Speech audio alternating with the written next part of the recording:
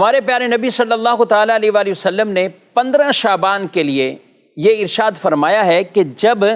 شعبان کا نصف ہو جائے، یعنی 15ویں شعبان وہ رات کا آغاز ہو جائے، تو فرمایا فَقُومُوا لَيْلَهَا وَصُومُوا نَهَارَهَا، فرمایا اس کی رات میں تم قیام کرو اور اس کے دن میں تم روزہ رکھو، کہ یہ وہ رات ہے کہ جس میں اللہ پاک خصوصی طور پر ایک اپنی شان کے لائق آسمان دنیا پر تجلی فرماتا ہے۔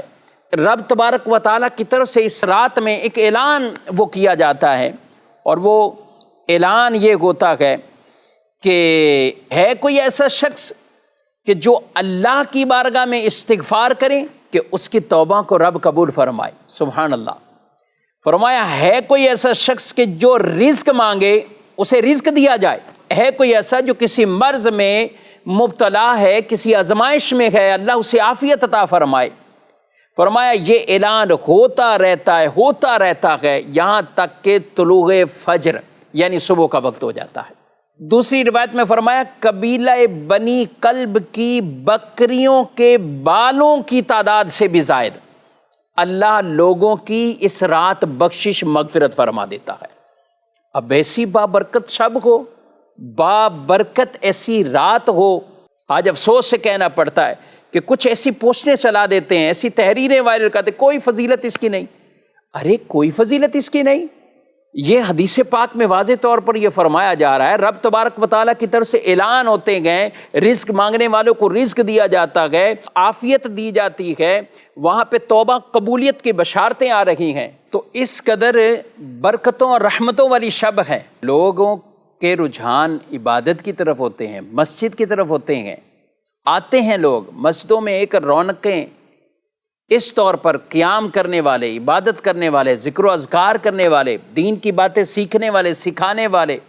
یعنی گویا کہ کہیں کہ مسجد کے اندر ایک آبادی کا سلسلہ ہوتا ہے، مسجدیں آباد ہو رہی ہوتی ہیں، لیکن اس کے باوجود کوئی ایسی تحریریں چلا دیتے ہیں، اس کی کوئی حقیقت نہیں ہے۔ اس رات میں عام بھولے بھالے مسلمان بیچارے ان کو پڑھ کر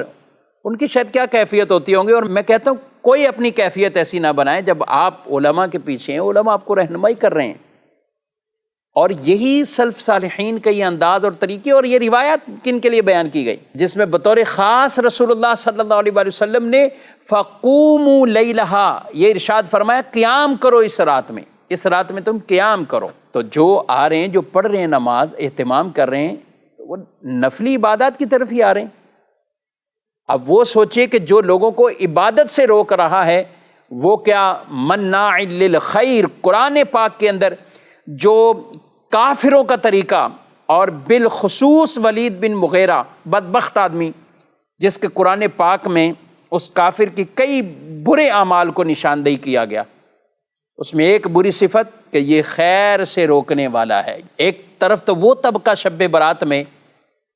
جن کے بچے جوان یہ گلیوں میں نکل آتے ہیں اور طرح طرح کے اس رات کے تقدس کو پامال کر رہے ہوتے ہیں، وہ چاہے آتش بازی کے ذریعے کسی اور وجہ سے، بجائے کہ لوگ ان کو منع کریں کہ تم عبادت گزاروں کو اس طرح پریشان نہ کرو، مسجدوں کے پاس بھی یہ کام نہ کرو، محلوں میں بھی یہ کام نہ کرو،